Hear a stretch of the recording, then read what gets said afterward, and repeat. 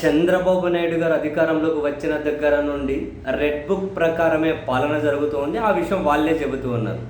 వాళ్ళేమీ దాన్ని దాచిపెట్టుకోవడం లేదు. ఈ క్రమంలో చాలామంది వైఎస్ఆర్ కాంగ్రెస్ పార్టీ నేతలు టార్గెట్గా కేసులు, రకరకాల కేసులు పెడుతూ ఉన్నారు.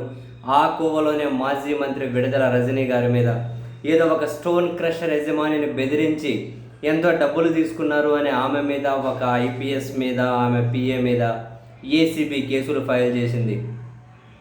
సో ఈ విషయంలో విడుదల రజనీ గారిని ఏ సెకండ్ అయినా అరెస్ట్ చేస్తారు అని తెలుగుదేశం పార్టీ మీడియా కథనాలు ప్రసారం చేస్తూ ఉన్నారు.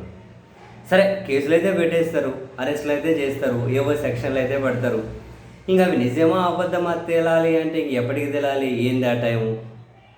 ఇది ఎందుకంటే రెడ్ బుక్ అని అందులో రాసుకున్న పేర్లలో ఉన్న వాళ్ళందరినీ కూడా ఎలాగైనా కనుక అరెస్ట్ చేయాలి, కేసులు పెట్టాలని చెప్పి వెళ్తూ ఉన్నారు. కాబట్టి ఈమె మీద కూడా ఆ విధంగా పెట్టి ఉన్నారేమో తెలియదు. ఈ క్రమంలో విడుదల రజనీ గారు ఒక ట్వీట్ చేశారు.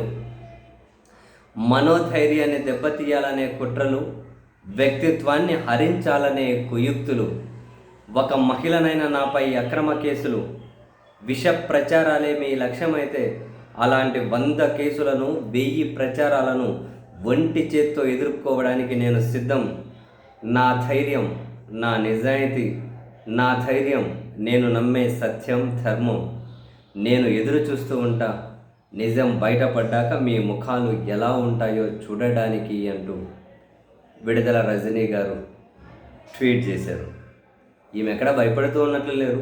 కేసులు పెడతారని చెప్పి తెలిసినా కూడా ఫస్ట్ నుంచి చాలా యాక్టివ్గానే ఉన్నారు. ఎన్ని పెట్టుకుంటారో పెట్టుకో, నేను సిద్ధంగానే ఉన్నాను అని చెప్పి ఇప్పటికే చాలాసార్లు ఈమె ప్రకటించి ఉన్నారు కూడా.